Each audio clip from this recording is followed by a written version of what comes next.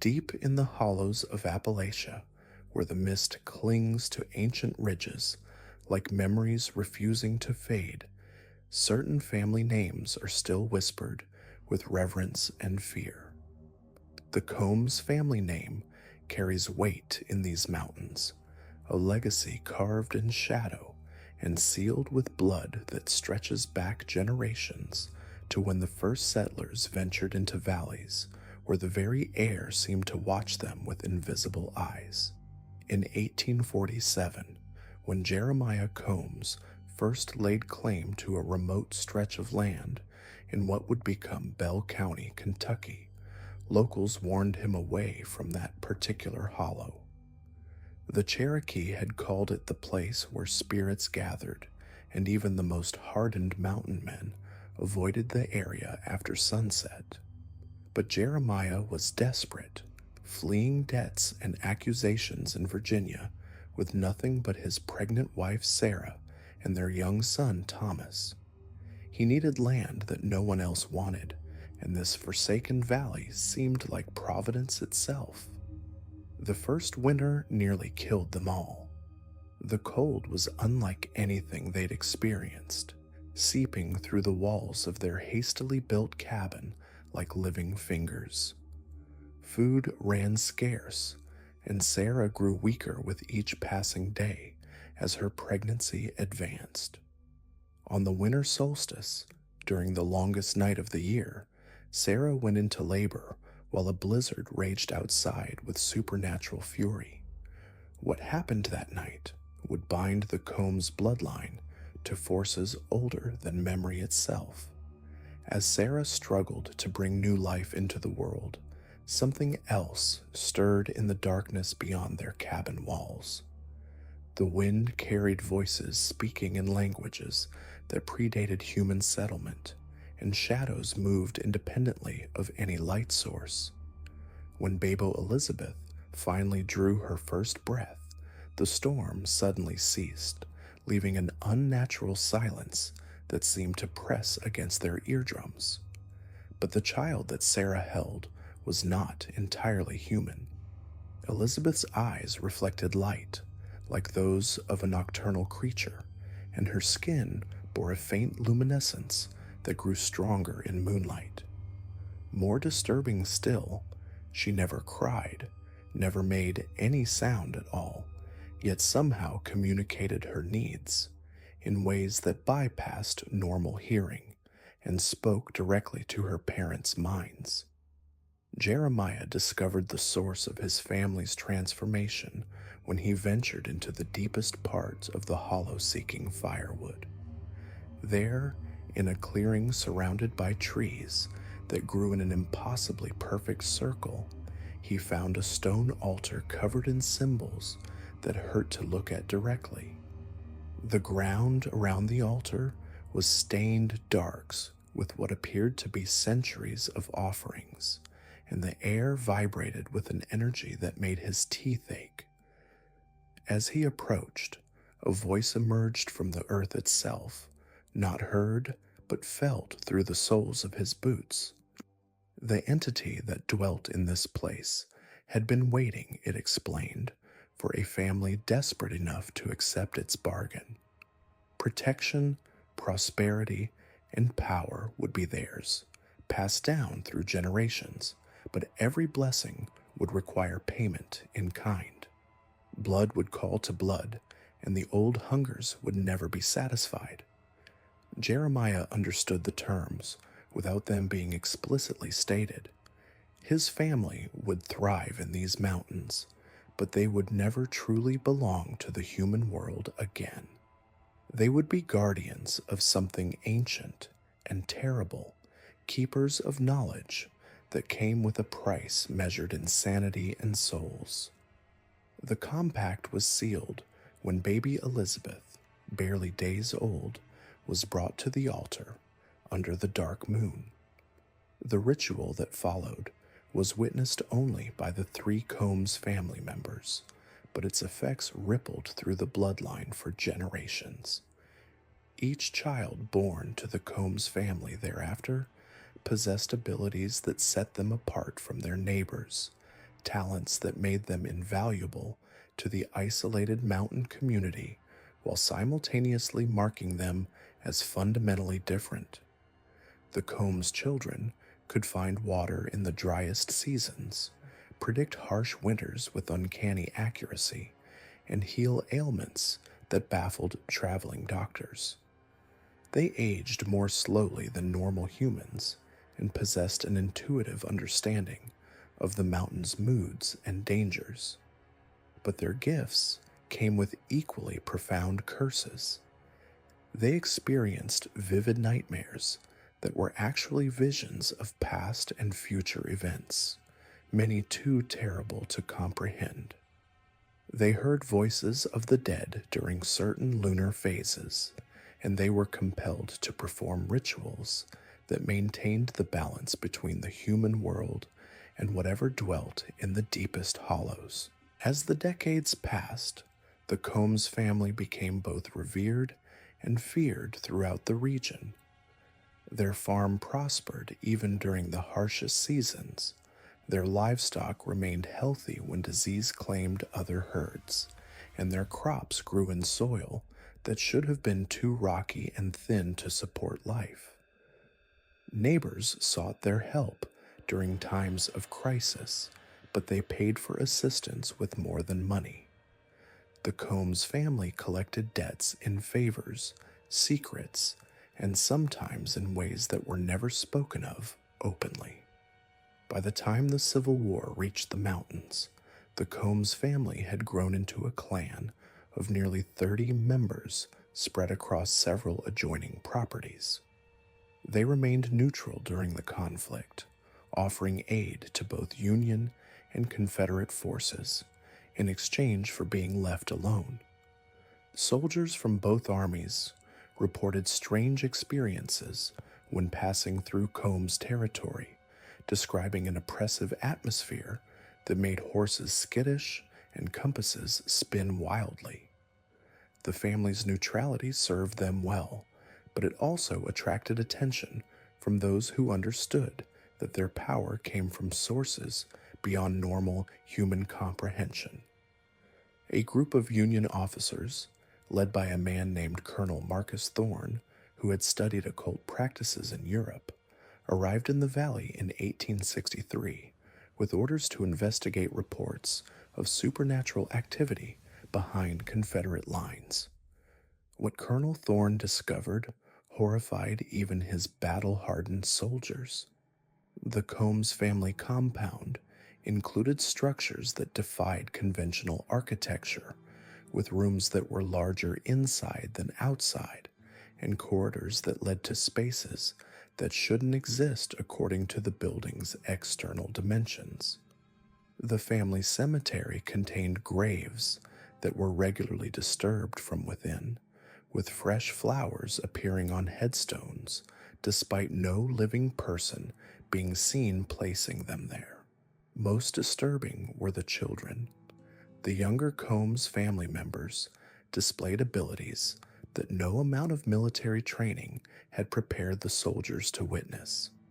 They could disappear and reappear at will, communicate with each other across impossible distances without speaking, and seemed to know things about the soldiers' personal lives that no mountain child should possess. Colonel Thorne attempted to arrest the family patriarch, now the elderly Jeremiah Combs, on charges of practicing witchcraft and consorting with the enemy. But when his soldiers approached the main house, they found themselves unable to cross the threshold. An invisible barrier prevented them from entering, and several men reported feeling as though they were being slowly crushed by an enormous weight when they tried to force their way inside. The standoff lasted 3 days, during which the soldiers experienced increasingly disturbing phenomena. Their food spoiled overnight despite being properly stored, their weapons misfired or jammed without explanation, and they suffered shared nightmares so vivid that several men woke up screaming. On the third night, Colonel Thorne himself was found wandering the woods in his undergarments, claiming that something had called him from his tent and led him through passages that existed only in shadow. The military unit withdrew without making any arrests, and their official report stated only that the investigation had been inconclusive. But Colonel Thorne's private journal, discovered years later among his effects, told a different story. He wrote of encountering forces that predated human civilization, of witnessing rituals that opened doorways to realms where the laws of physics held no sway, and of making a terrible bargain to ensure his men's safe departure from the valley. The Combs family's reputation grew even more fearsome after the war ended.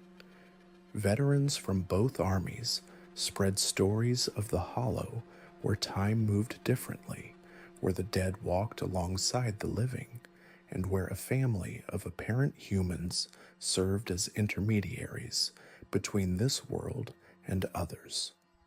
These tales attracted a steady stream of visitors, some seeking help with problems that conventional solutions couldn't address, others coming to challenge what they saw as an affront to Christian civilization. Few of these visitors left unchanged. Those who came seeking supernatural assistance often received it, but at costs they hadn't anticipated. A farmer whose crops were failing might find his fields flourishing after visiting the Combs family, but his neighbor's harvests would mysteriously wither. A woman desperate to conceive might find herself pregnant after drinking one of the family's herbal preparations, but the child would be born with peculiarities that marked it as different from ordinary humans. Those who came as antagonists rarely left at all. Traveling evangelists who arrived to preach against the family's ungodly practices would vanish entirely, their horses found days later wandering the mountain paths without riders. Government officials who attempted to investigate reports of illegal activities would become hopelessly lost in terrain that local maps insisted was straightforward. Even experienced hunters and trappers who ventured too deep into Combs territory during the wrong lunar phases would disappear, leaving behind only their belongings, arranged in patterns that hurt to contemplate. The family's influence extended far beyond their immediate territory through a network of obligations and alliances that spanned multiple counties. They had helped so many people over the decades that calling in favors could mobilize entire communities. A sheriff who owed his election to Combs family intervention would ignore reports of strange activities in their hollow. A judge whose sick child had been healed by their ministrations would dismiss charges against family members. A merchant whose business had been saved by their supernatural assistance would provide supplies without asking questions about their intended use. This web of influence allowed the Combs family to operate with impunity while maintaining the facade of being simply another mountain clan with unusual customs. They attended church services when it suited them, participated in community gatherings when their presence was required, and even intermarried with other families when such alliances served their purposes. But those who knew them well understood that they were fundamentally different from ordinary humans, bound by obligations and purposes that transcended normal human concerns. The true extent of their supernatural nature became apparent during the harsh winter of 1899, when a series of blizzards cut off the mountain communities from outside contact for nearly 3 months. Food supplies dwindled, and several families faced starvation. The Combs family not only survived but thrived, their stores of preserved food seemingly inexhaustible, and their livestock remaining healthy despite the brutal conditions. More significantly, they were able to travel freely through the mountains, even during the worst storms, appearing at isolated cabins to deliver supplies or medical assistance when no normal human could have made such journeys. Witnesses reported seeing Combs' family members walking through snowdrifts that should have been impassable, apparently unaffected by temperatures that killed exposed livestock. Some claimed to have seen them moving through the forest during blizzards without leaving tracks, their forms visible only as darker shadows against the swirling snow. When spring finally arrived and outside contact was re-established, investigators found that the Combs family had somehow maintained detailed knowledge of events occurring hundreds of miles away. They knew which political figures had died during the winter, which businesses had failed, and which military units had been deployed to distant conflicts. This information had been used to make investments and arrangements that positioned the family advantageously for the coming economic changes. The source of this supernatural intelligence network remained a mystery that even the most persistent investigators couldn't unravel. The family claimed no special abilities, attributing their knowledge to ordinary correspondence and travelers' reports. But the timing and accuracy of their information suggested access to sources that operated beyond normal communication methods. As the new century dawned, the Combs family faced their greatest challenge yet. The arrival of industrial development in the region brought new types of outsiders, people who weren't bound by the traditional mountain codes of conduct, and who possessed resources that even supernatural influence couldn't easily overcome. Coal companies sent survey teams into previously unexplored hollows. Railroad companies planned routes through sacred territories, and federal agencies began asserting authority over lands that had been governed by older, unwritten laws. The family's response to these incursions revealed the true depths of their power and the terrible price they paid for it. Rather than openly opposing the industrial development, they chose to work from within, using their supernatural abilities to manipulate events and people in ways that served their long-term interests while maintaining the delicate balance they had spent generations preserving. This strategy required sacrifices that tested even their inhuman resolve. Family members took positions with the very companies that threatened their territory, using their abilities to guide development away from the most sensitive areas while gathering intelligence about future plans. They arranged marriages between their children and the offspring of influential outsiders, creating new bloodlines that carried both human ambition and supernatural heritage. Most disturbing of all, they began selecting certain family members for what they called the deep service, a commitment that required abandoning their human identities entirely to serve as guardians of the most dangerous secrets. These individuals would disappear from normal society, taking up residence in hidden chambers beneath the family compound where they maintained rituals that kept ancient forces contained and dormant. The cost of these strategies became apparent as the family's human connections gradually weakened. Children born of mixed bloodlines often possessed diluted abilities that made them neither fully human nor completely supernatural. Family members who spent years infiltrating industrial organizations sometimes became so immersed in human concerns that they lost touch with their otherworldly obligations. The Coombs family's mastery of their supernatural gifts reached its pinnacle during the turbulent decades of the late 1800s and early 1900s, when America itself was transforming through industrialization, westward expansion, and social upheaval. But with great power came an even greater hunger, and the ancient entity that had granted them their abilities was growing restless, demanding more than simple blood offerings and monthly tributes. By 1889, 3 generations had passed since Jeremiah's original pact, and the family had evolved into something that defied easy categorization. They were no longer simply mountain folk who happened to possess unusual abilities. They had become architects of regional power, puppet masters pulling strings across multiple states, their influence extending far beyond the cursed hollow they called home.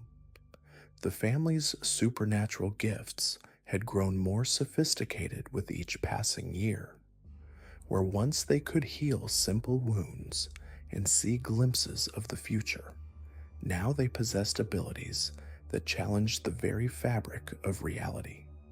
Martha Coombs, Jeremiah's eldest daughter, could step through shadows and emerge miles away in complete darkness. Her son Thomas could speak with the recently dead, extracting secrets from corpses that had been buried for days. Young Elizabeth, barely 16, could alter her appearance so completely that even family members failed to recognize her. But perhaps most disturbing was the ability they called the influence. Through careful cultivation of their supernatural gifts, certain family members could plant thoughts in the minds of others, making suggestions that felt like the person's own ideas. This power proved invaluable during the era's political machinations, allowing them to manipulate elections, business deals, and even federal investigations with terrifying efficiency. The cost of these enhanced abilities became apparent in ways both subtle and grotesque. Family members aged at irregular rates, with some appearing decades younger than their chronological age, while others withered prematurely. Their sleep was plagued by shared nightmares, visions of vast underground chambers filled with writhing shadows, and the constant sound of something massive breathing in the darkness. Most unsettling, they began losing their ability to exist in direct sunlight for extended periods, their skin developing an almost translucent quality that revealed the dark veins beneath. The entity's growing influence manifested in other ways as well. Family gatherings, once simple affairs held in the main cabin, now required elaborate rituals conducted in chambers they had excavated deep beneath the hollow. These underground spaces, carved from living rock and reinforced with timber harvested during specific lunar phases, became temples where the family maintained their pact through increasingly complex ceremonies. During the winter of 1893, a particularly harsh season that killed livestock throughout the region, the entity made its most direct communication yet. Rather than the usual whispers that only the family patriarch could hear, every member of the bloodline simultaneously received the same message, delivered not through words, but through visions that burned themselves into their minds. The entity revealed that their arrangement was approaching a critical juncture. The supernatural gifts they had enjoyed for nearly 5 decades were draining the ancient power that sustained them, and soon a choice would need to be made. The family could continue as they were, gradually losing their abilities over the next generation until they became ordinary mortals once again. Or they could deepen their commitment, offering something far more precious than blood or monthly tributes. The entity demanded that they surrender their humanity entirely, becoming permanent vessels for its consciousness. In exchange, their power would increase exponentially, but they would cease to be human in any meaningful sense. This revelation split the family for the first time since Jeremiah's original pact. The older generation, led by Jeremiah himself, now in his 70s but appearing no older than 50, favored accepting the entity's terms. They had tasted power for too long to willingly return to the hardscrabble existence of ordinary mountain folk. The younger family members, particularly those who had married into outside families and had children with untainted blood, advocated for a different path. The debate raged for months, conducted in the underground chambers where their voices couldn't carry to the outside world. During these discussions, they discovered that the entity had been systematically documenting their activities through supernatural means, maintaining detailed records of every person they had influenced, every secret they had learned, every life they had affected through their abilities. This knowledge existed in a form that transcended physical documentation, stored within the very stones of their domain.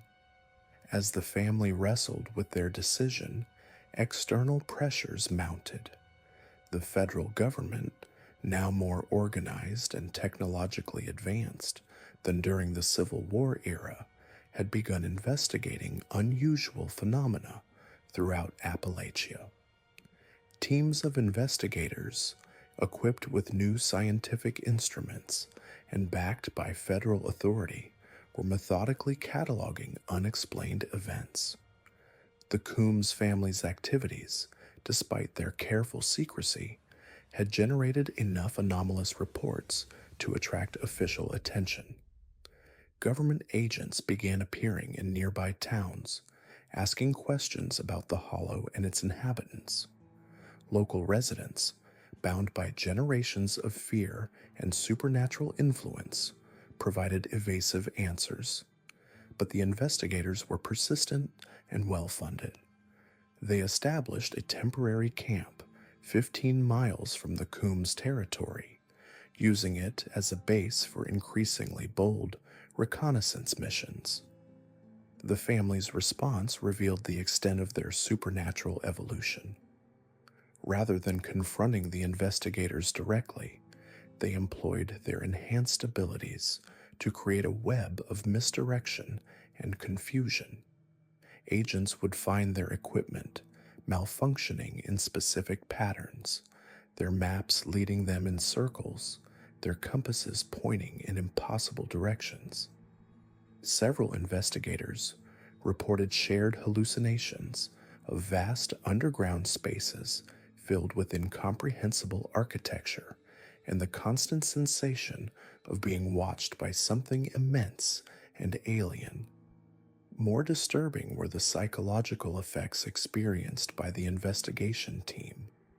Members began having identical dreams of walking through endless tunnels carved from black stone, following the sound of singing voices that grew louder but never closer.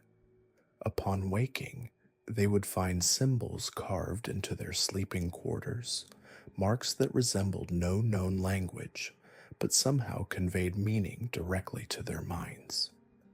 3 investigators are requested transfers to other assignments, claiming they could no longer distinguish between their dreams and waking experiences.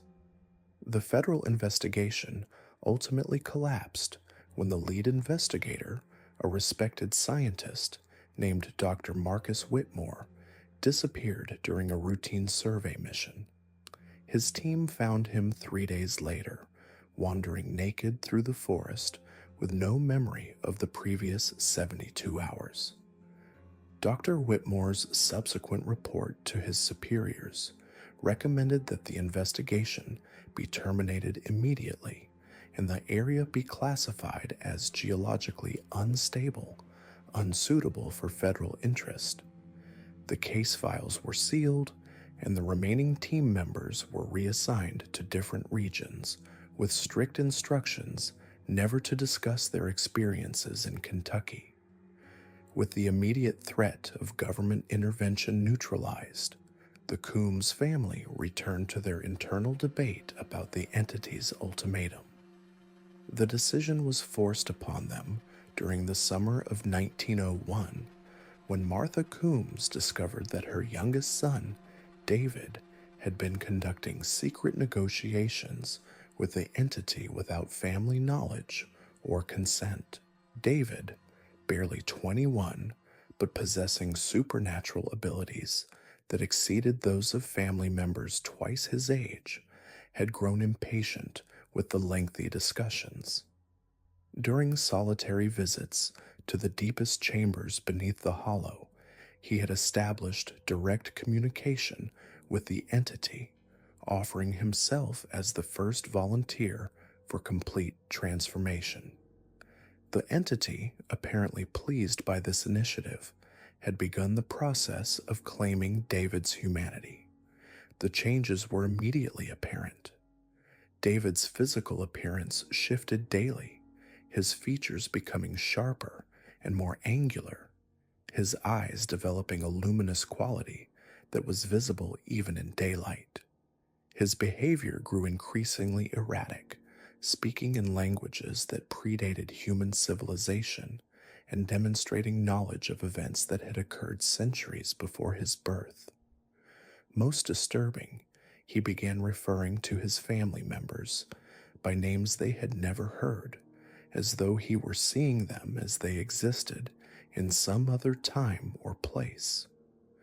The family's attempts to reverse David's transformation revealed the true extent of their supernatural bondage.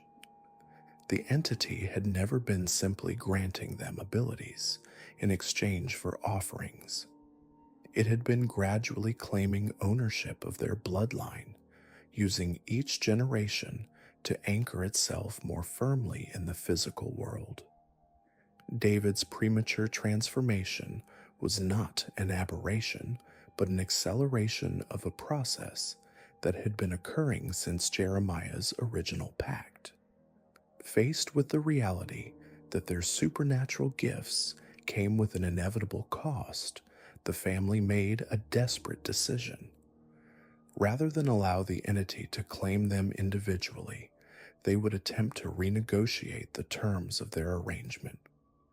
Using knowledge accumulated over 5 decades of supernatural practice, they prepared for the most dangerous ritual they had ever attempted. The ceremony required the participation of every family member, including those who had married into outside bloodlines and those who had previously distanced themselves from the family's supernatural activities. On the night of the autumn equinox in 1901, 17 members of the Coombs bloodline gathered in the deepest chamber beneath the hollow, a space that had grown far larger than the natural cave system should have allowed. The ritual itself defied conventional description. Family members later described it as simultaneously lasting minutes and hours, taking place in the underground chamber while also occurring in vast spaces that couldn't possibly exist beneath a Kentucky hollow. They spoke of negotiating with something that appeared sometimes as a massive shadow, sometimes as a collection of voices speaking in perfect harmony, and sometimes as abstract concepts that communicated through direct manipulation of their thoughts and emotions. The entity's response to their negotiation attempt was both terrifying and illuminating. It revealed that the Coombs family were not its only servants, that similar pacts had been made with bloodlines across the continent and throughout history. The supernatural abilities they had enjoyed were part of a larger network of power that the entity used to influence human civilization. Their hollow was one node in a vast web of supernatural activity that stretched across North America and beyond. The family's request to modify their arrangement was denied, but the entity offered an alternative that would allow them to maintain their supernatural gifts while avoiding complete transformation. They could become custodians rather than vessels, maintaining the hollow as a sanctuary for the entity's power while serving as intermediaries between the supernatural realm and the human world. In exchange, they would be granted extended lifespans and enhanced abilities, but would be forever bound to their territory, unable to leave the hollow for more than brief periods. The choice was accepted unanimously, though the family understood they were trading one form of bondage for another. The ritual to formalize this new arrangement required sacrifices that went beyond blood offerings. 3 family members, chosen by lottery, would surrender their individual consciousness to become permanent vessels for the entity's power, serving as living conduits between the supernatural realm and the physical world. The remaining family members would serve as guardians and interpreters, maintaining the balance between human and otherworldly influences. David, already partially transformed, became the first of these vessels. His consciousness was subsumed into something larger and more complex, though traces of his individual personality remained as echoes within the entity's collective awareness. Martha and her eldest son Samuel volunteered to join him, understanding that their sacrifice would ensure the survival of the remaining bloodline. The transformation of these 3 family members created a permanent supernatural presence within the hollow that was both more and less than human. They retained enough individual awareness to serve as interpreters between the entity and their relatives, but their consciousness had been fundamentally altered, expanded beyond human limitations, while losing the essential qualities that defined human experience. The remaining family members found their own abilities had been transformed by the new arrangement. They could no longer influence events across multiple states as they had before, but within the boundaries of their territory, their power was absolute. They could manipulate weather patterns, alter the flow of time, and reshape the physical landscape according to their needs. The hollow itself became a supernatural realm where the laws of physics operated according to the entity's will rather than natural principles. This transformation marked the end of the Coombs family's involvement in external affairs and the beginning of their role as custodians of something far older and more dangerous than they had ever imagined. The hollow became a place where the boundary between worlds was permanently thinned, a sanctuary where ancient powers could manifest in ways that would be impossible elsewhere. The early 20th century brought new challenges as the outside world continued to modernize and expand. The family's supernatural abilities allowed them to remain hidden from increasingly sophisticated detection methods, but they could no longer actively participate in regional politics or economic development. Instead, they became passive observers, watching as the world they had once influenced grew beyond their reach. Their isolation was not complete, however. The entity's network of supernatural influence continued to operate through other bloodlines and supernatural sites, and the Coombs family served as coordinators and advisors for these activities. Through supernatural communication methods that transcended physical distance, they maintained contact with similar families across the continent, sharing knowledge and coordinating responses to threats that might expose the supernatural world to mainstream attention. The family's role as custodians also involved managing the increasing supernatural activity within their territory. The Hollow's enhanced supernatural properties attracted other entities and phenomena, creating a complex ecosystem of otherworldly influences that required careful management. Some of these visitors were benign, seeking only temporary sanctuary from the mundane world.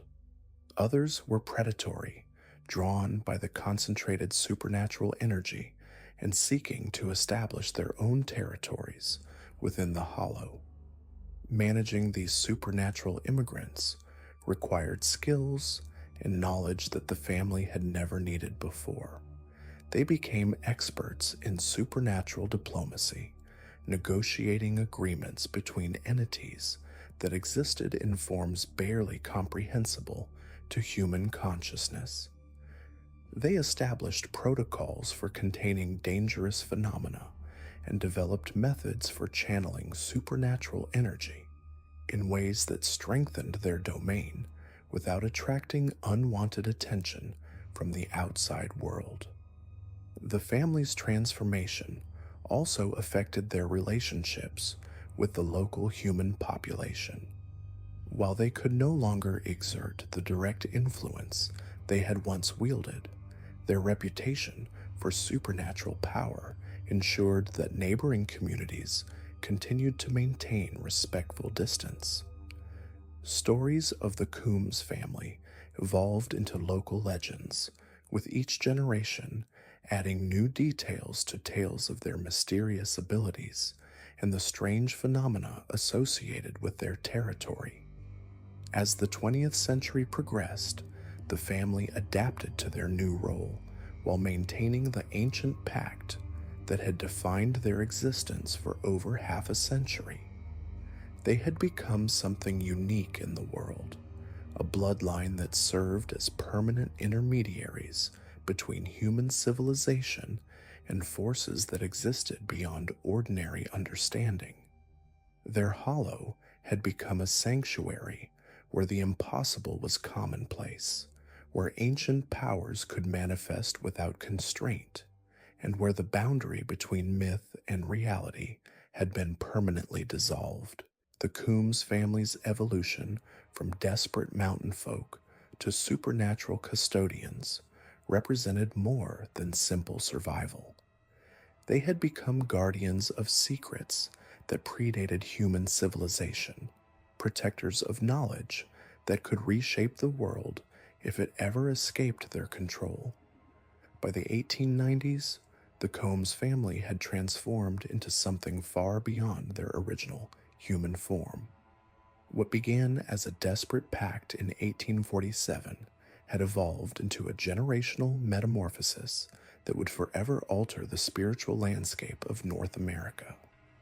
Their influence now stretched like invisible tendrils through dimensions most people couldn't perceive, touching lives in ways that defied rational explanation. The family's transformation accelerated dramatically during the harsh winter of 1892. That year, something fundamental shifted in the balance of power they'd maintained for nearly 5 decades. The entity they'd bargained with began making new demands, requiring deeper sacrifices and more permanent changes to their very essence. What had once been occasional rituals became daily communion with forces that existed before the mountains themselves were formed. Martha Combs, now the undisputed matriarch at 73, bore little resemblance to the desperate woman who'd first accepted the supernatural bargain. Her eyes had become completely black, not just the pupils, but the entire surface, reflecting light in ways that hurt to look at directly. Her skin had taken on a translucent quality, with dark veins visible beneath the surface that pulsed in rhythm with something other than a heartbeat. Most disturbing of all, she no longer cast a shadow in direct sunlight, as though her physical form existed partially in another realm. The younger generations showed even more dramatic changes. Children born after 1880 emerged with abilities that transcended anything their parents had experienced. They could communicate telepathically across vast distances, phase through solid matter for brief periods, and most unnervingly, they aged at an inconsistent rate. Some appeared to mature normally until adolescence, then remained physically unchanged for decades. Others aged rapidly to middle age before their physical development simply stopped entirely. By this time, the Combs Hollow had become something resembling a pocket dimension. Visitors who managed to find their way to the settlement reported that the geography itself seemed fluid. Paths that led uphill in the morning would somehow descend by evening. Cabins that appeared close together from a distance required hours of walking to reach. The very air tasted different, carrying flavors of copper and ozone that left newcomers lightheaded and disoriented. The family's supernatural network had expanded exponentially. What began as regional influence now spanned the entire continent. They maintained contact with similar families in the Pacific Northwest, the deserts of the Southwest, the swamps of Louisiana, and the frozen territories of Alaska. Each group had made their own bargains with entities that seemed to be different aspects of the same ancient consciousness. Together, they formed an interconnected web of supernatural activity that operated entirely outside human awareness. Communication between these distant families occurred through methods that defied conventional understanding. Messages traveled through shadows, arriving instantaneously regardless of physical distance. Information was encoded in the behavior of animals, the patterns of weather, and the dreams of ordinary people who lived near the various settlements. A decision made by the Combs family in Kentucky could influence events in Oregon within hours, creating a coordination of supernatural activity that suggested these scattered families were becoming organs of a single, vast organism. The 1890s brought new challenges that tested the limits of their evolved abilities. Industrial expansions accelerated throughout Appalachia, bringing railroad surveyors, mining engineers, and government officials deeper into previously untouched wilderness. The Combs family found themselves dealing with intrusions that couldn't be handled through their traditional methods of subtle influence and misdirection. When a railroad survey team arrived in 1894 to map a potential route through their territory, the family faced their most serious threat since the Civil War investigators. These weren't local folk who could be confused or frightened away with minor supernatural displays. These were educated professionals with federal backing, carrying equipment and documentation that could expose the family's existence to a much wider world. The solution they devised revealed the true extent of their transformation. Rather than confront the surveyors directly, the family chose to alter reality itself around them. Over the course of 3 weeks, they systematically changed the physical landscape. Hills shifted position overnight, streams reversed their flow, rock formations that had stood for millennia crumbled and reformed in new configurations. The surveyors' instruments began providing impossible readings, showing elevation changes that couldn't exist, and magnetic readings that defied the laws of physics. More disturbing was the effect on the surveyors themselves. The team leader, a respected engineer named Thomas Whitmore, began experiencing what he described in his journals as temporal displacement. He would begin a task in the morning and find himself completing it in the late afternoon with no memory of the intervening hours. His compass would point to different magnetic norths depending on who held it. His surveying equipment produced measurements that changed when he wasn't looking directly at them. By the end of the third week, Whitmore's entire team was reporting similar experiences.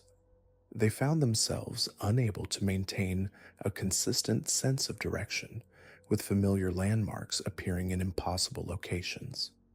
Their maps became useless as the terrain itself seemed to shift around them. Most unnervingly, they began seeing figures in the distance that vanished when approached, always just at the edge of clear vision, but unmistakably human in shape.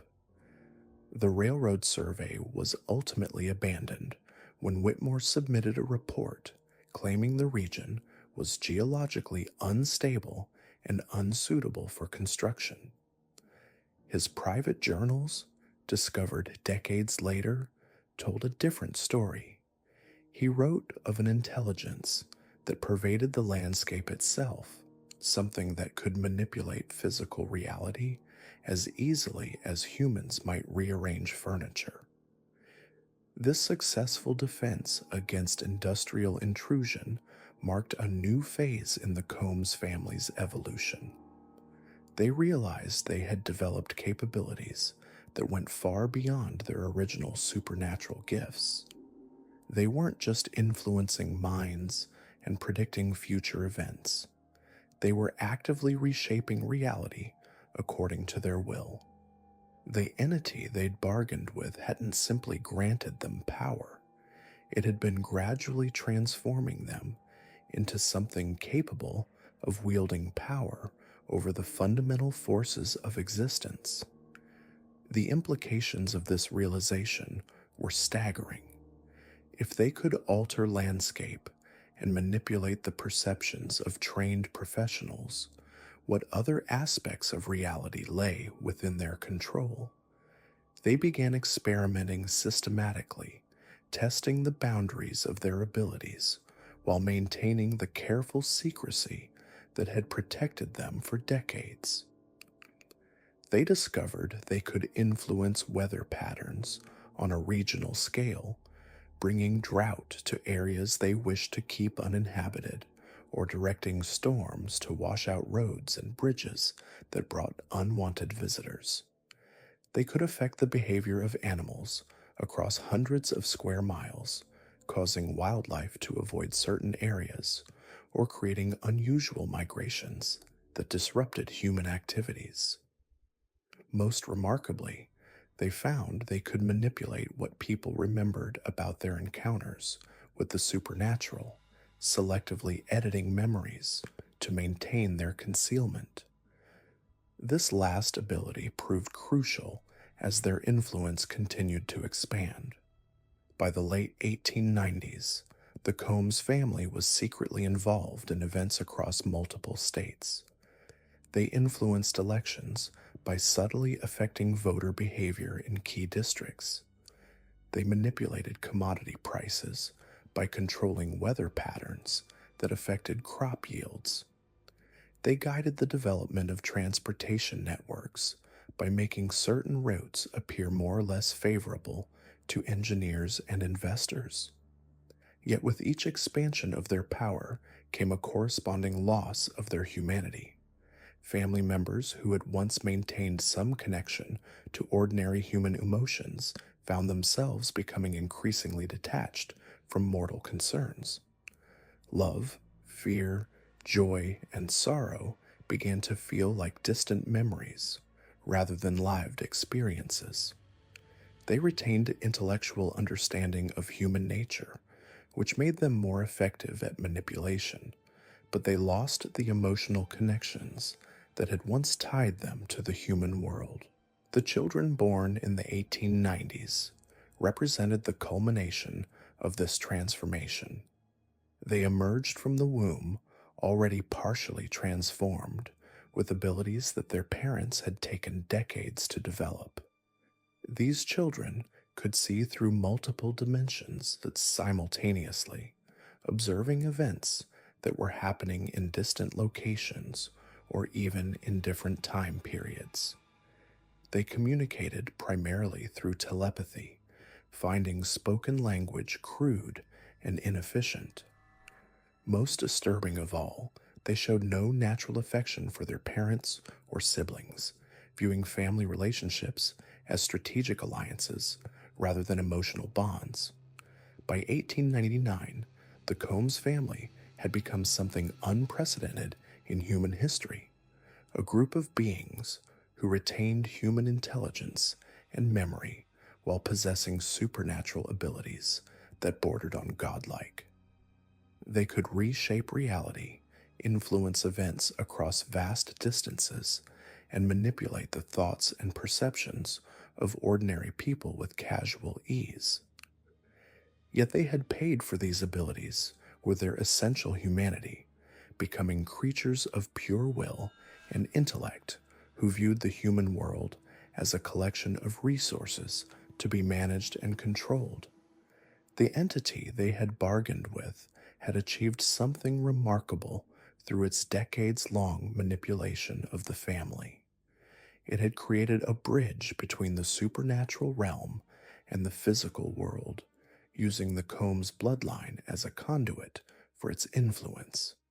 Each generation had become more powerful and less human, gradually transforming into vessels capable of channeling forces that no ordinary person could comprehend, let alone control. As the 19th century drew to a close, the Combs family stood at the threshold of an even greater transformation. They had mastered the manipulation of physical reality and human consciousness, but their supernatural patron had hinted at abilities that transcended even these accomplishments. The new century would bring challenges that would test not just their power, but their capacity to maintain any connection to the world they had once called home. The hollow where it all began had become something approaching a nexus point between dimensions, a place where the normal laws of physics held only tentative sway. Visitors who somehow managed to penetrate the family's defenses reported experiencing temporal anomalies, seeing events from the past and future occurring simultaneously with the present. The very air seemed thick with possibility, as though reality itself was more malleable in that particular location. Local folklore had evolved to accommodate the family's presence, though the stories bore little resemblance to the truth. People spoke of a cursed valley where time moved differently, where travelers might enter in summer and emerge in winter, or where those who ventured too deep might find themselves walking out of the mountains years or even decades after they'd entered. These tales served the family's purposes perfectly, discouraging casual exploration while providing plausible explanations for the occasional strange occurrence that couldn't be completely concealed. The Combs family had successfully hidden their transformation behind layers of misdirection and carefully cultivated legends. To the outside world, they remained an eccentric but essentially harmless clan of mountain folk. In reality, they had become something far more significant, the custodians of forces that could reshape the world if properly directed. As the new century dawned, the Combs family found themselves at a crossroads between their humanity and something far more sinister. The ancient pact that had elevated them beyond mortal limitations now demanded a transformation so complete that it would sever the last threads binding them to the human world they once knew. The year 1901 marked what family records cryptically referred to as the Great Convergence. 7 family members, each representing a different bloodline branch, began experiencing simultaneous visions of a ritual chamber deep beneath their hollow. These weren't dreams or fleeting glimpses, but sustained journeys into a realm where time moved differently and the entity's true form could finally be perceived without destroying mortal minds. Sarah Combs, now in her 70s but appearing decades younger, documented these visions in journals written in symbols that seemed to shift and rearrange themselves on the page. She described a vast underground cathedral carved from living rock, its walls pulsing with veins of a substance that was neither mineral nor organic. At its center stood an altar fashioned from what appeared to be crystallized blood, surrounded by 7 smaller pedestals arranged in a perfect heptagon. The entity revealed to them that their family had served merely as vessels during the preliminary phase of its emergence. Now, it required permanent anchors in the physical realm, beings who could exist simultaneously in multiple dimensions while maintaining enough human essence to interact with the changing world above. The transformation process began with the youngest generation. Children born after 1900s displayed capabilities that went far beyond the already extraordinary gifts of their predecessors. They could manipulate matter at a molecular level, turning stone to dust with a touch or causing plants to grow and wither according to their will. More disturbing, they seemed to exist partially outside normal time, occasionally appearing in multiple locations simultaneously, or aging backwards for brief periods. Marcus Combs, Sarah's great-grandson, became the first to undergo complete metamorphosis. At age 16, he descended into the ritual chamber and didn't emerge for 13 days. When he finally returned, those who saw him struggled to describe what he had become. His physical form remained recognizably human, but shadows clung to him in ways that defied natural light. His eyes reflected depths that seemed to contain entire worlds, and his voice carried harmonics that resonated in frequencies beyond human hearing.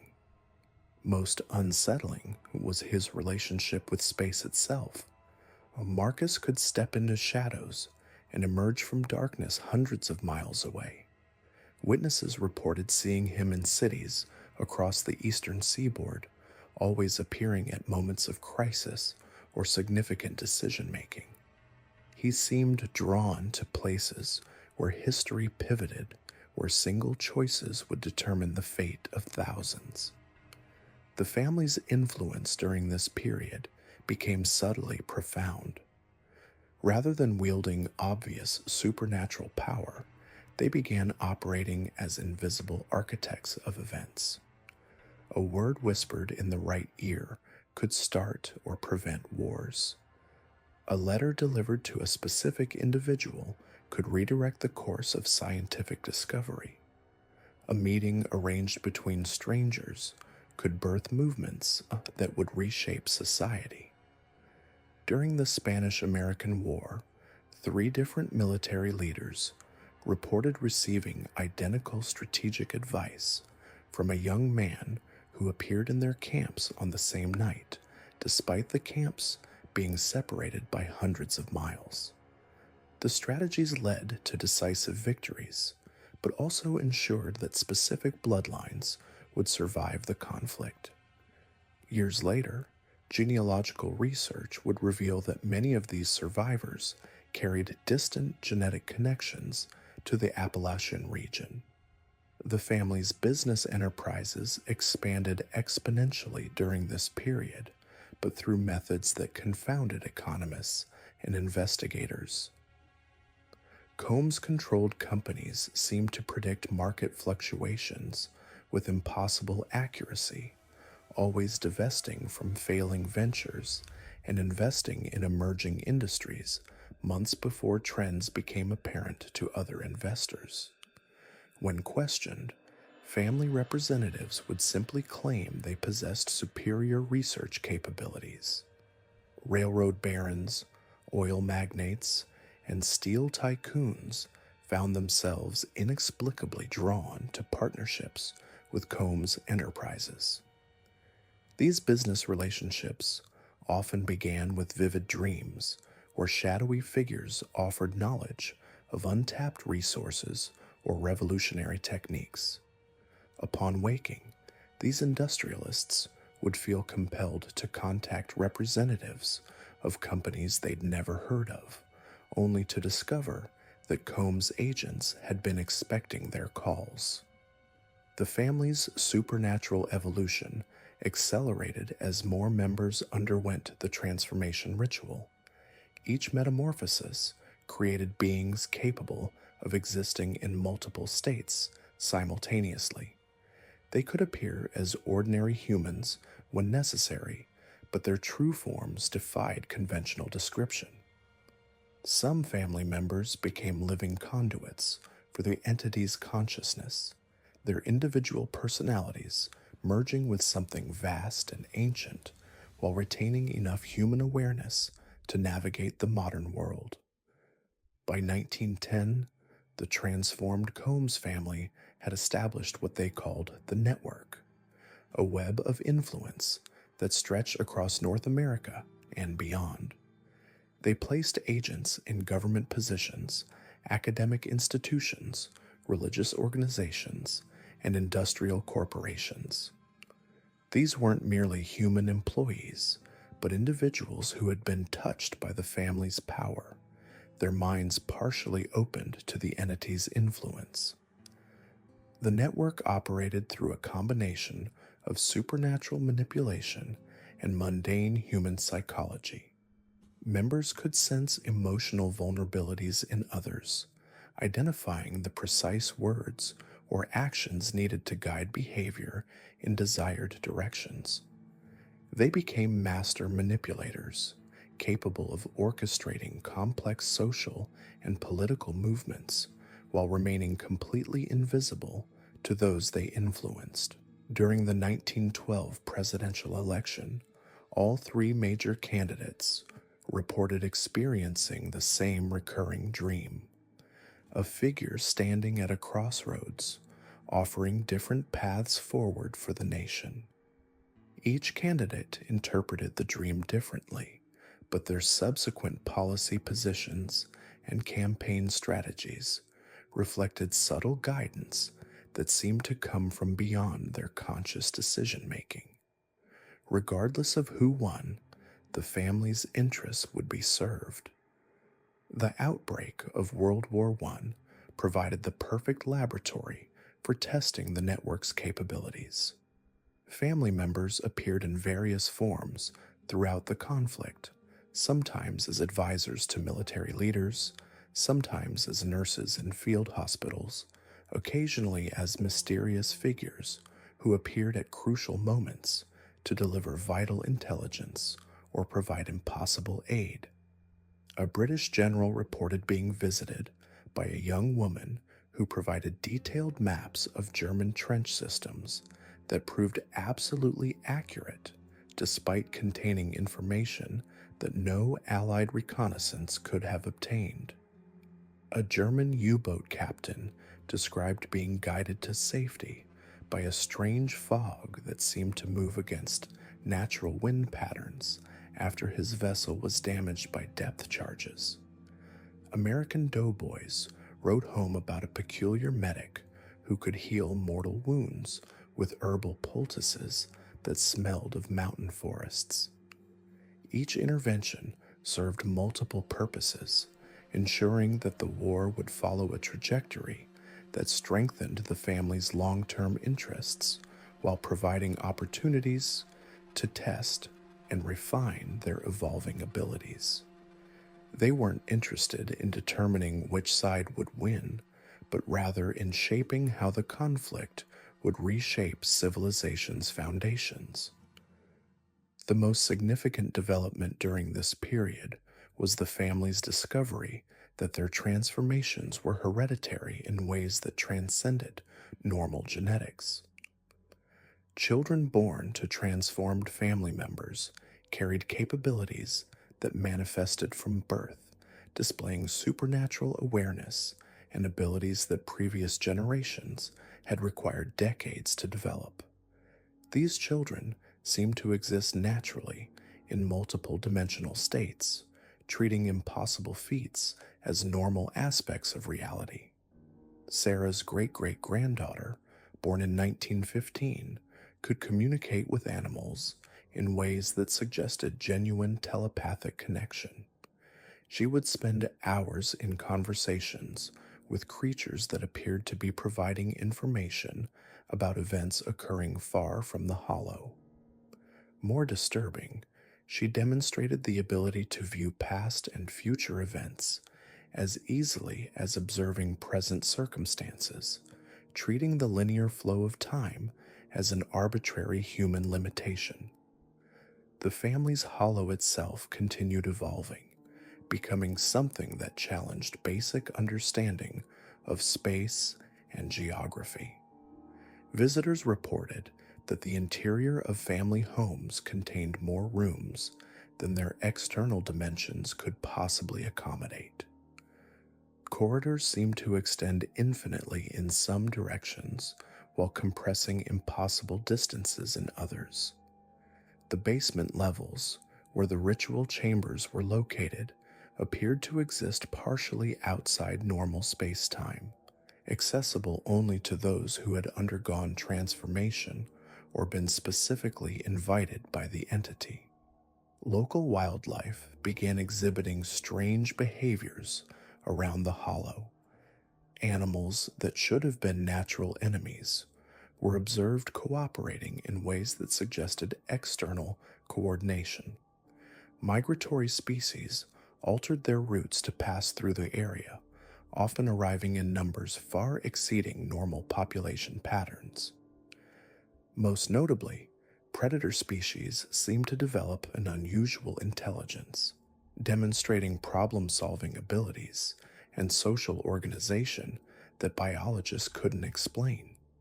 The transformed family members discovered they could communicate with and influence these animals, creating a surveillance network that extended throughout the Appalachian region and beyond. Birds became their eyes, carrying observations across vast distances. Ground-dwelling creatures served as sentries, monitoring human activities and reporting anything that might threaten family interests. Aquatic species tracked movements along rivers and coastlines, providing intelligence about shipping and maritime activities. As the 1920s approached, the Combs family had evolved into something that existed primarily in the shadows of human civilization, wielding influence through means that remained invisible to conventional observation. They had become custodians of the entity's will, facilitating its gradual emergence into a world that was being subtly prepared for its arrival. The ancient pact had transformed them into beings that bridged the gap between human understanding and cosmic forces that operated according to laws beyond mortal comprehension. Their success in adapting to the modern world while maintaining their supernatural nature demonstrated the entity's profound understanding of how power could be exercised most effectively. Rather than ruling through obvious dominance, they had learned to guide events through careful manipulation of key individuals and circumstances. The year 1923 marked a turning point in the Combs family's supernatural evolution. What had begun as a desperate pact with an ancient entity had transformed into something far more sinister. The family no longer merely served their mysterious benefactor. They had become its instruments of influence, extending their reach across the continent through a network of subsidiary bloodlines, each bound by their own dark bargains. The Combs understood that true power lay not in solitary dominance, but in orchestrating a symphony of control. Like a spider weaving an ever-expanding web, they began identifying and cultivating other desperate souls throughout Appalachia. Families facing ruin, individuals confronting impossible circumstances, communities on the brink of collapse. Each represented an opportunity to expand their supernatural infrastructure. The process was methodical. Combs' family members would appear at moments of crisis, offering salvation wrapped in seemingly reasonable terms. A failing mine operation here, a dying child there, a community threatened by industrial expansion. They presented themselves as benefactors, investors, or simply concerned neighbors. But the contracts they offered, whether spoken or written, always contained clauses that bound the recipients to something far greater than they understood. These subsidiary families became known as the tributaries, each flowing into the main current of Combs' influence. Unlike the original pact that had transformed the Combs themselves, these secondary agreements were more subtle, more insidious. The tributaries retained their humanity, their free will, their normal appearances, but they were compelled to serve Combs' interests whenever called upon, often without fully understanding why they felt such overwhelming urges to comply. The Holloway family was among the first tributaries. Samuel Holloway's coal mining success had made him wealthy, but the monthly descents into the deep shaft had begun taking their toll. The entity that dwelt in the mountain's depths had grown hungry for more than blood offerings. It demanded expansion, connection, a network of influence that could span the coal regions of 3 states. Samuel found himself inexplicably drawn to attend business meetings in distant cities where he would encounter other mining families facing similar challenges. His words carried unusual weight during these encounters. When he suggested partnerships, joint ventures, or resource-sharing agreements, other businessmen found his proposals irresistible. Within months, Samuel had orchestrated a network of mining operations, each unknowingly serving the entity's larger purpose. The Holloway children, with their supernatural abilities to navigate underground spaces, became couriers for this expanding network. They traveled through abandoned mine shafts that connected far beyond what any geological survey had mapped. These tunnels, carved by something other than human hands, allowed rapid communication and transportation across vast distances. Messages written in the strange script the entity had taught them could be delivered from Kentucky to Pennsylvania in hours rather than days. Meanwhile, the Carver Timber Empire was experiencing its own expansion. The shadowy figure that had first appeared to Ezekiel Carver in the forest grove had revealed itself to be far more than a simple bargaining entity. It was a consciousness that existed across multiple dimensions simultaneously, capable of manipulating probability and circumstance on a massive scale. The Carver family found themselves at the center of inexplicable coincidences. Competitors would suffer equipment failures at precisely the moments when Carver crews were positioned to secure new contracts. Environmental disasters would strike rival operations while mysteriously avoiding Carver properties.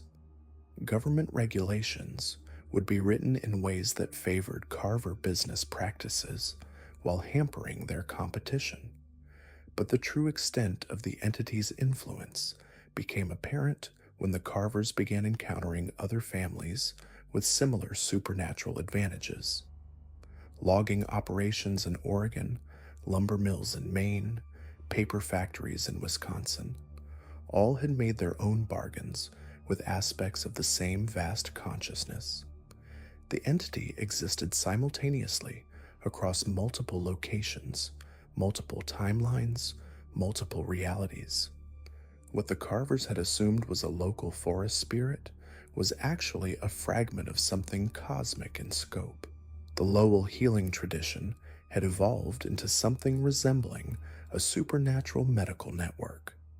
As each generation of Lowell healers aged prematurely and died young, their accumulated knowledge didn't simply disappear.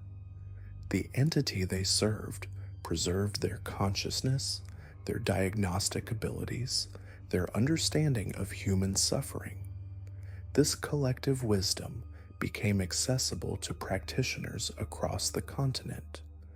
Isolated healers in remote communities began experiencing strange dreams where they learned techniques they had never studied.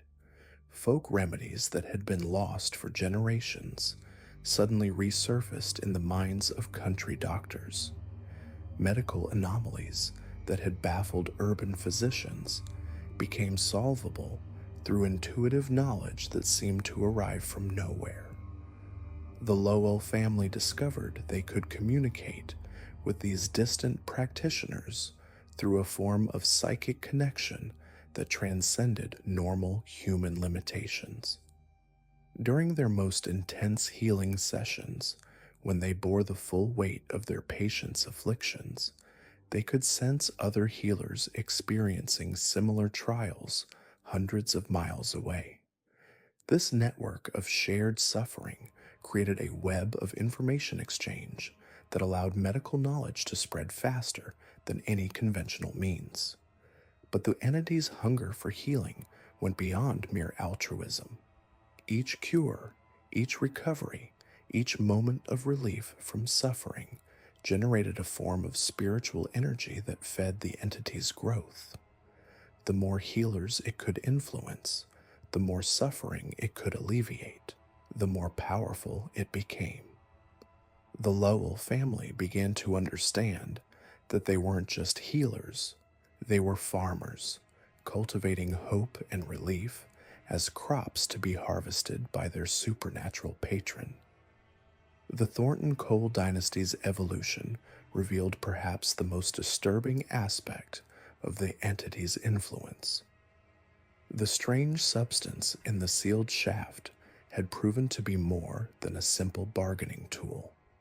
It was a form of living darkness, capable of extending itself through underground networks that connected to similar deposits across the continent.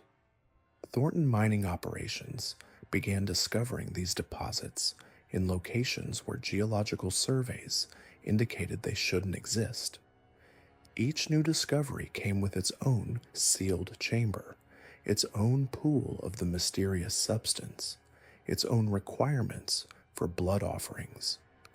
The entity was literally spreading itself through the Earth's crust, creating a subterranean nervous system that could influence events across vast distances. The Thornton family's respiratory ailments weren't simply a curse or side effect of their bargain. They were symptoms of a deeper transformation. Each generation was becoming more closely integrated with the entity's consciousness. Their lungs weren't being destroyed by the black substance they inhaled. They were being adapted to process different forms of atmosphere, to extract energy from sources that normal humans couldn't access. Eleanor Thornton's transition to renewable energy hadn't been a business decision. It had been a revelation. The entity was evolving beyond its dependence on fossil fuels, learning to draw power from solar radiation, wind patterns, and electromagnetic fields. The Thornton family's mining expertise was being redirected toward harvesting forms of energy that existed in multiple dimensions simultaneously. The Whitaker musical gift had become something far more complex than supernatural talent. The compositions they created weren't just beautiful, they were functional, serving as communication protocols between different aspects of the entity's consciousness. Each melody carried encoded information. Each harmony established connections between distant locations. Each rhythm synchronized activities across the network. The reason Whitaker music couldn't be properly recorded wasn't technical failure, it was dimensional incompatibility. Their compositions existed partially in frequencies that normal recording equipment couldn't detect, partially in realities that conventional physics couldn't explain. The secondary sounds heard on attempted recordings weren't interference, they were the entity's voice, speaking through the music in languages that predated human speech. The Whitaker family's physical transformations had prepared them for roles as living instruments. Their elongated fingers weren't deformities, but adaptations for manipulating instruments that existed in multiple dimensions. Their enhanced hearing allowed them to detect communications occurring across vast distances through underground networks, atmospheric disturbances, and electromagnetic anomalies. When Eliza Whitaker announced that the composer was present during her final performance, she wasn't speaking metaphorically. The entity had manifested partially in normal reality, using the music as a bridge between dimensions. The audience's shared visions weren't hallucinations, but glimpses of the entity's true form, its actual habitat, its ultimate intentions. By 1935, the network of tributary families had grown to encompass hundreds of bloodlines across North America. Each served the entity's purposes in their own specialized way. Railroad families ensured transportation networks followed routes that served supernatural rather than economic interests. Banking families manipulated financial systems to channel resources toward entity-controlled operations. Political families introduced legislation that created legal frameworks favoring the network's expansion. The entity's influence had become so pervasive that it was effectively invisible. Government officials made decisions they believed were their own, never realizing they were implementing policies designed to serve supernatural interests. Business leaders pursued strategies that seemed rational but actually served to consolidate power within the network. Religious leaders preached doctrines that unknowingly prepared their congregations for the entity's ultimate revelation. The Combs family had become the central nervous system of this vast network. Their original mountain stronghold had evolved into something resembling a command center, with chambers extending deep into the earth where family members could communicate simultaneously with tributary families across the continent. The dimensional anomalies in their territory had stabilized into permanent gateways, allowing rapid travel between distant locations through spaces that existed outside normal reality. But the entity's expansion had attracted attention from forces equally ancient and far more hostile. Government agencies had begun detecting patterns in seemingly unrelated events. Academic researchers had started connecting historical anomalies to present-day phenomena. Religious organizations had recognized signs of supernatural influence that contradicted their understanding of divine order. The entity's response to these challenges revealed the true scope of its power.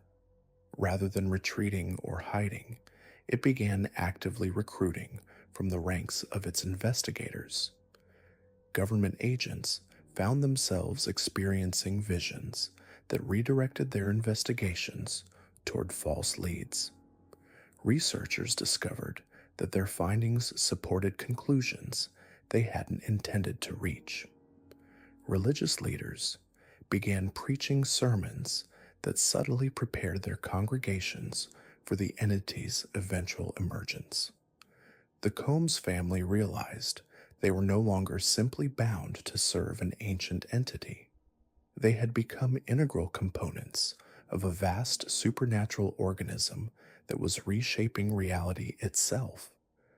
Their human origins were becoming increasingly irrelevant as they evolved into something that could exist simultaneously across multiple dimensions, multiple timelines, multiple versions of reality. The transformation was accelerating. Each generation of Combs' children was born with fewer human limitations and more supernatural capabilities. They could perceive events occurring in distant locations, communicate telepathically with other network members, and manipulate probability through focused intention.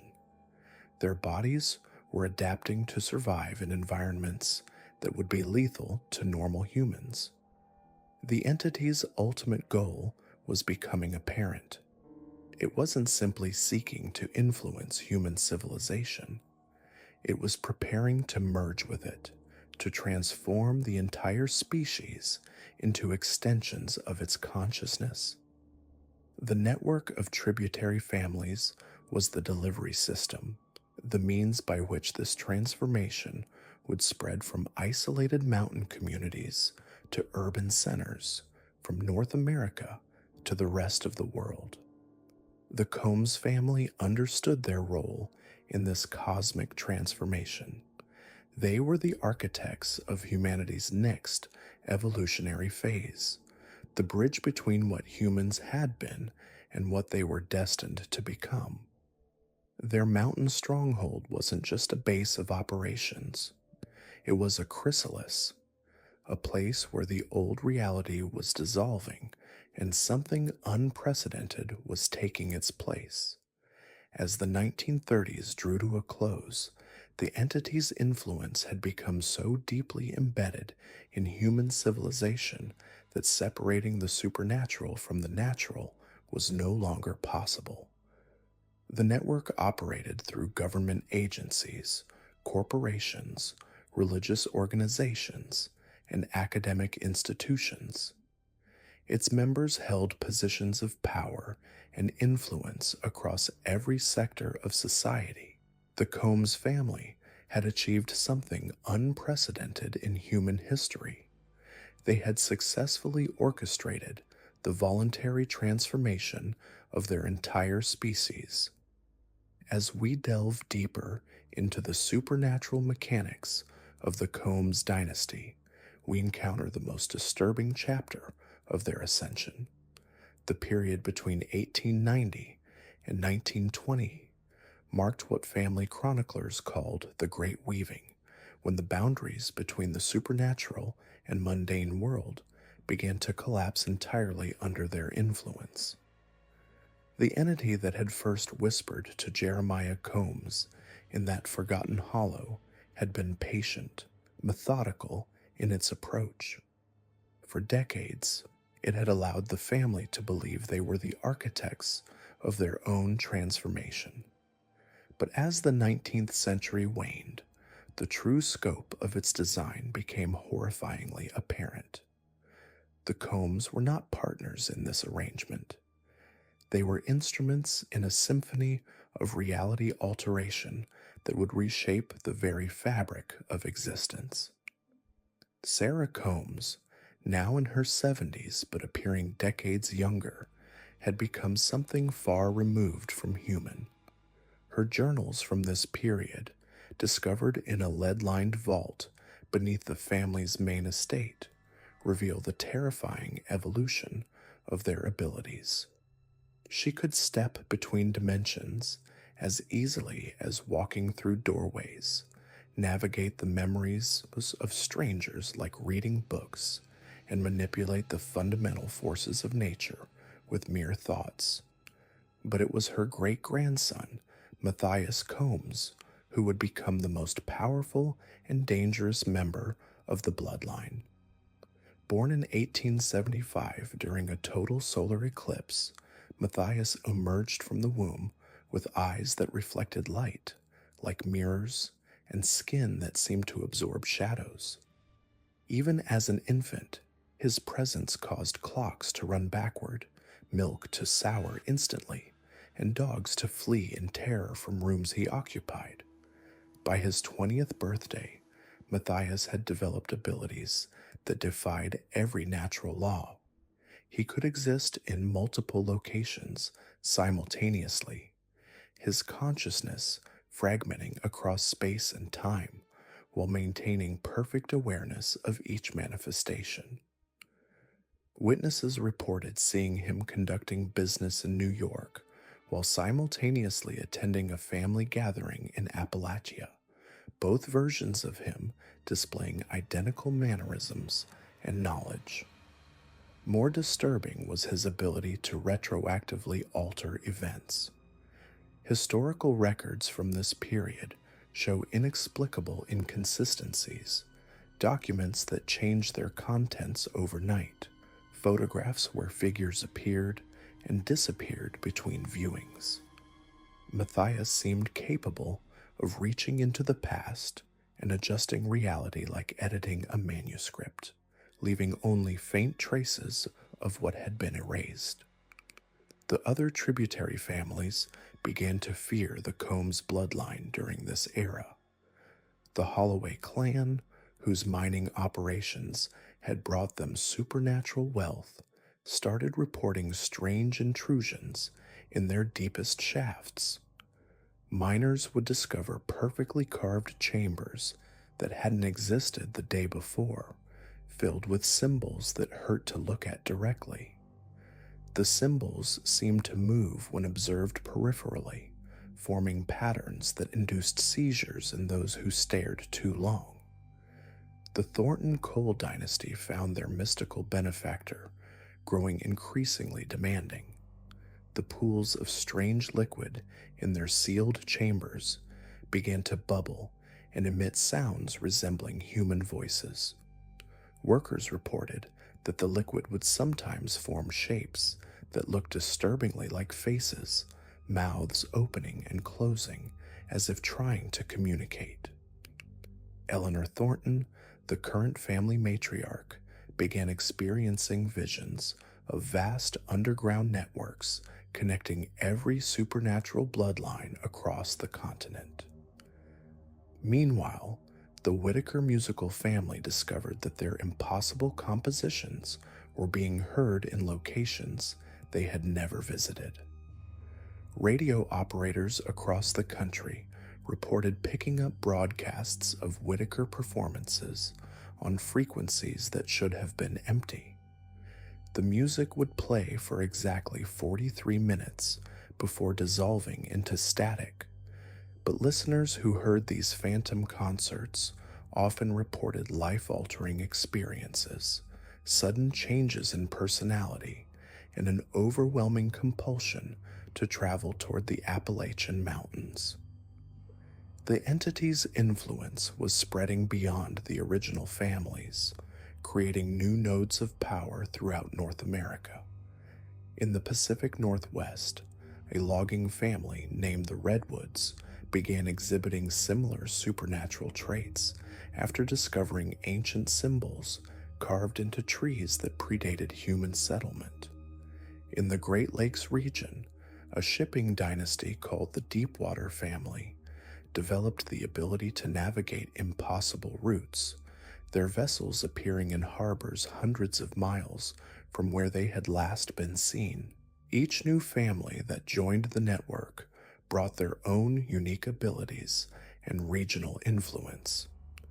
The Sagebrush clan of Nevada could manipulate desert mirages to create pocket dimensions where time flowed differently. The saltwater family of Maine commanded the tides and storms with supernatural precision, their fishing boats returning with catches that included species from prehistoric oceans. The Ironwood family of Michigan could forge metal alloys that shouldn't exist, creating tools and weapons that seemed to channel otherworldly energies. But it was the emergence of the urban tributaries that truly demonstrated the entity's adaptability. As America industrialized and populations concentrated in cities, new bloodlines manifested in unexpected places. The Gaslight family of Chicago developed abilities centered around electrical manipulation, their patriarch able to control the city's power grid with his thoughts. The Steelwire family of Pittsburgh could reshape metal through touch, their foundries producing materials that engineers couldn't explain or replicate. In New York, the Greystone family established themselves as masters of architectural impossibilities. Buildings they designed contained rooms that were larger inside than outside, staircases that led to floors that shouldn't exist, and elevators that sometimes opened onto landscapes from other dimensions. The family's construction company became renowned for creating structures that seemed to defy physics, though city planners often found that blueprints for Greystone buildings would spontaneously alter themselves overnight. The financial world felt the influence of the Goldleaf family, whose patriarch could manipulate market forces through supernatural means. Stock prices would fluctuate according to patterns that spelled out ancient symbols when charted over time. The family's bank vault contained currency from nations that had never existed, bonds issued by companies that appeared in no historical records, and gold bars that were somehow heavier than their volume should allow. As these urban bloodlines developed, they maintained connection to the original mountain families through methods that transcended normal communication.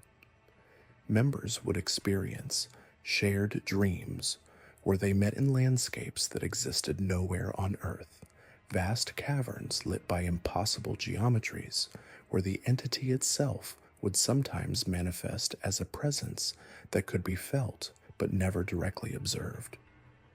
The entity's ultimate goal became clearer as the network expanded. Each family wasn't just gaining supernatural abilities, they were becoming components in a vast organic machine designed to transform reality itself. Their combined influence was creating zones where the normal laws of physics, time, and space held less sway. These areas, which family members called thin places, began appearing across the continent like a slowly spreading infection.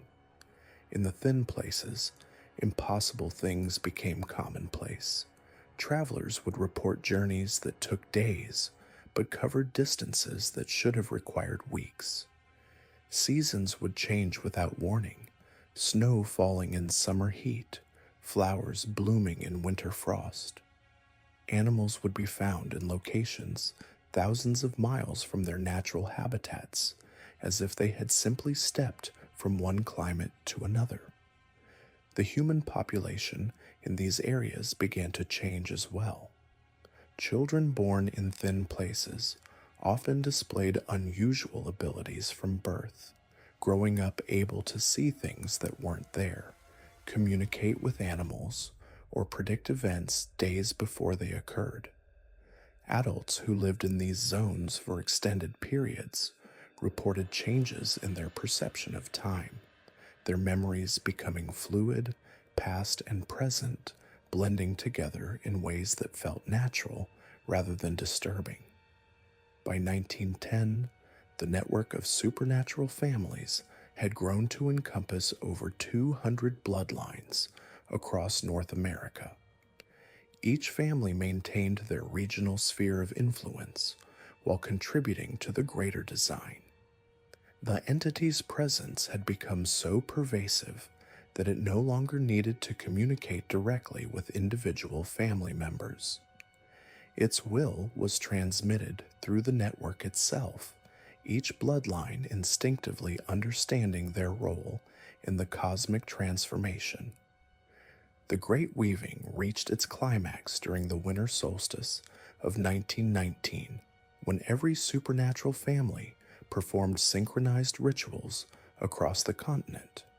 The ceremonies, conducted at precisely the same moment despite spanning multiple time zones, created a resonance that could be felt by sensitive individuals thousands of miles away. Weather patterns shifted dramatically that night, with aurora displays visible as far south as Mexico and electromagnetic disturbances that disrupted telegraph communications across the globe. When dawn broke on December 22nd, the world had fundamentally changed. The alterations were subtle but profound, noticeable only to those who knew what to look for. Maps showed rivers that had changed course overnight, mountain ranges with slightly different elevations, and cities where certain streets now led to destinations that hadn't existed the day before. The changes were seamlessly integrated into reality, as if they had always been there, leaving only the supernatural families aware of what had transpired. The entity had successfully woven itself into the fabric of existence, using the Combs dynasty and their network of tributary families as conduits for its influence.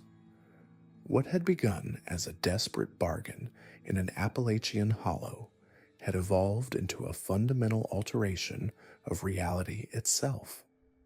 The boundaries between dimensions had become permeable, time had become fluid, and the distinction between possible and impossible had begun to blur. But this was not the culmination of the entity's design. The Great Weaving was merely the foundation for something far more ambitious, a transformation that would ultimately encompass not just North America, but the entire world. The supernatural families had become permanent fixtures in the altered reality, their influence so deeply embedded in the structure of existence that removing them would require unraveling the very fabric of space and time. As the 1920s began, the Combs dynasty stood at the apex of a supernatural empire that spanned a continent. They had transcended their human origins to become something unprecedented in the history of the world, custodians of power that could reshape reality according to their will. The entity that had whispered to Jeremiah Combs in that forgotten hollow had achieved its first major victory in a campaign that would eventually encompass the entire planet. The age of hidden influence was ending. The Great Weaving had been completed, but with Jeremiah Combs's transcendence came consequences that rippled through dimensions like cracks in reality itself.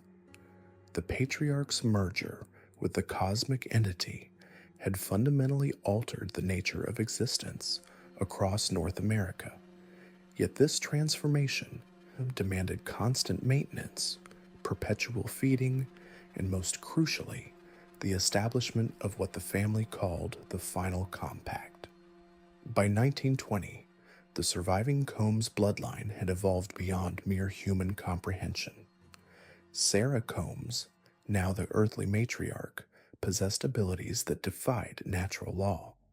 She could step between locations separated by thousands of miles, manipulate the memories of entire populations, and commune directly with the transformed consciousness that had once been her husband.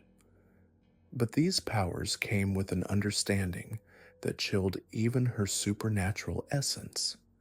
The entity's hunger was growing exponentially, and traditional sacrifices would no longer suffice.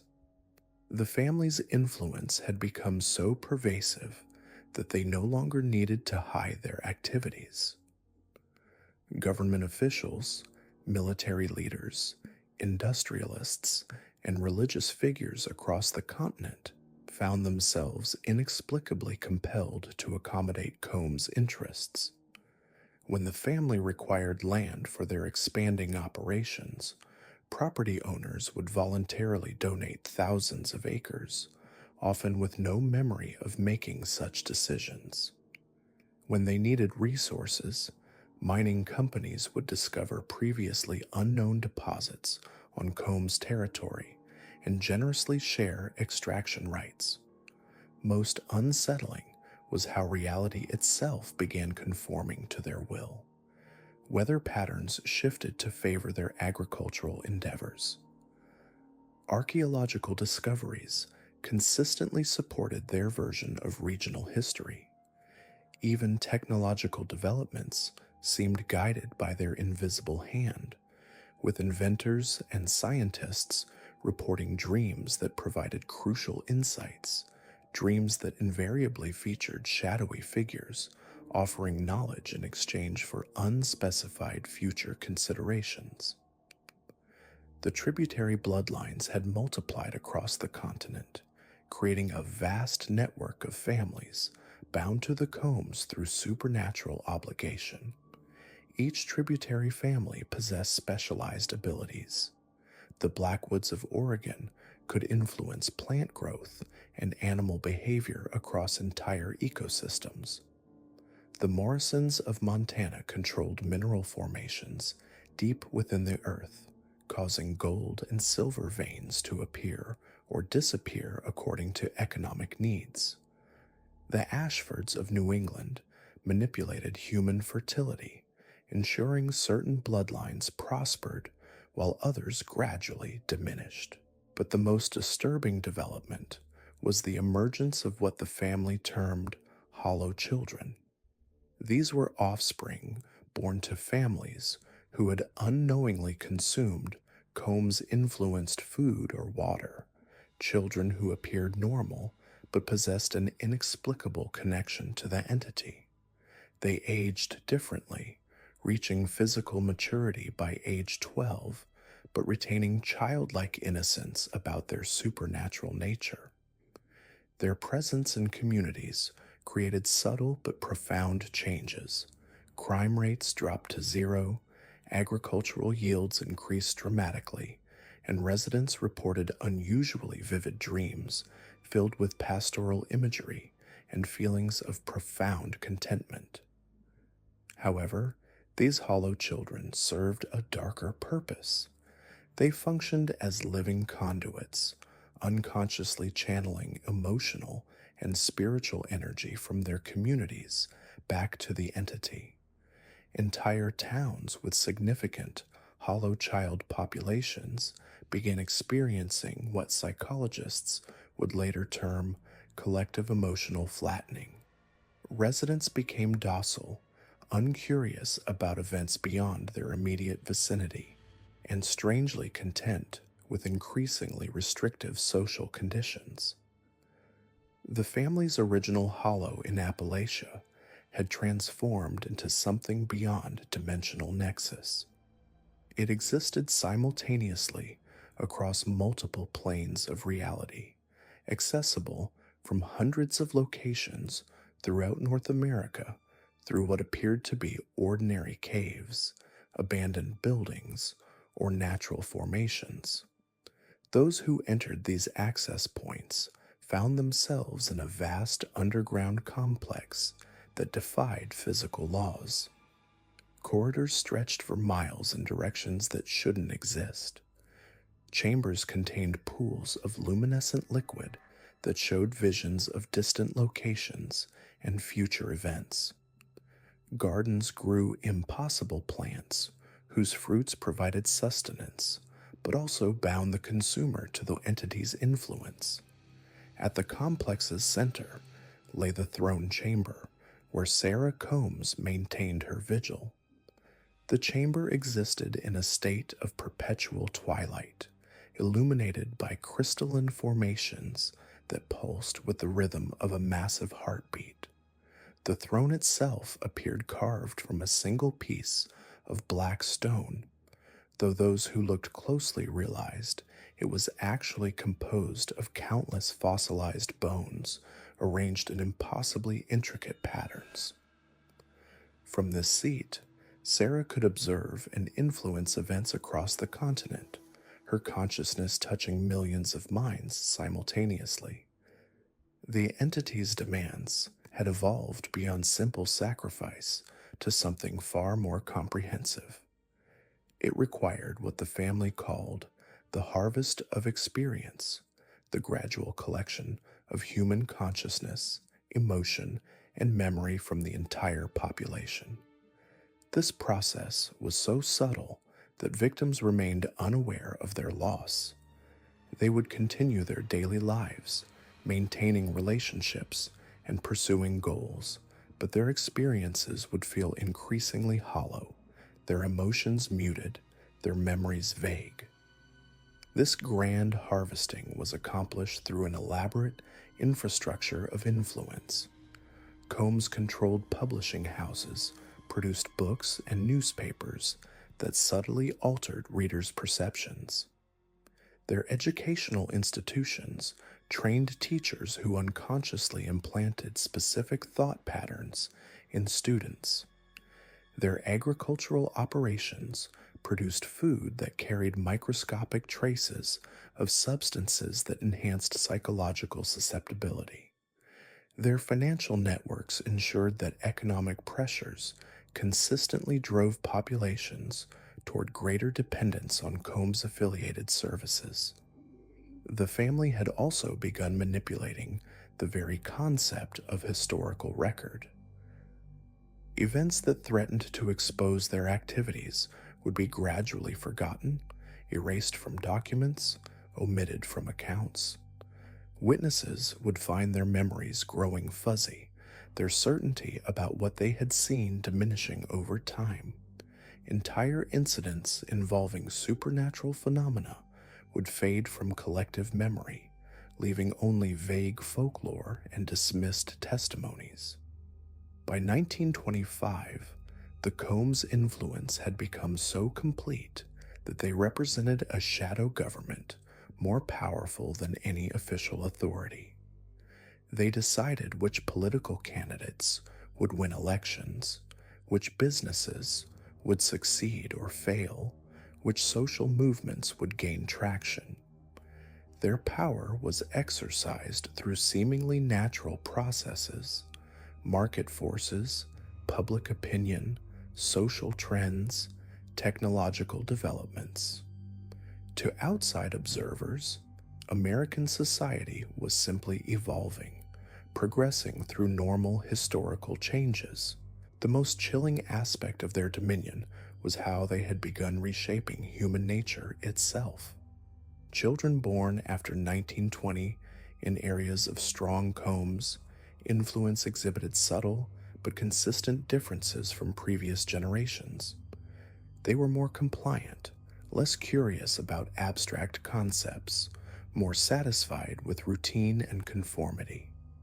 They possessed an instinctive aversion to questioning authority and an unusual comfort with surveillance and control.